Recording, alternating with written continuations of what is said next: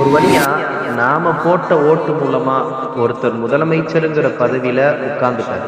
இதெல்லாம் அல்லாஹ்வுடைய நாட்டத்துல நடந்திருந்தாலும் நாம போட்ட ஒரு ஓட்டு தான் காரணம்.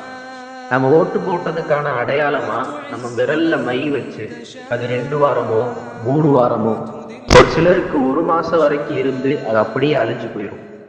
ஆனா நாம யாருக்கு ஓட்டு போட்டோங்கிறது நம்முடைய பதிவேட்டுல மலக்குகள் மூலமாக பதிவு செய்யப்பட்டு அது என்னைக்கும் அழியாததாக இருக்கும். நாளை மறுமை நாள்ல நீ யாருக்கு ஓட்டு போட்டு எப்படிப்பட்ட தலைவனை தேர்ந்தெடுத்தாய் என்ற கேள்வியை நாம ஒவ்வொருவரும் எதிர்கொள்ள இருக்கிறோம். இறைமறையில இறைவன் இப்படி கூறுகிறான், அல்யௌம நஃப்திமு அலா அஃப்வாஹிஹிம் வ துகல்லிமுனா ஐதீஹிம் வ தஷ்ஹது அர்ஜுலுஹும் பிமா கானூ யக்ஸிபூன்.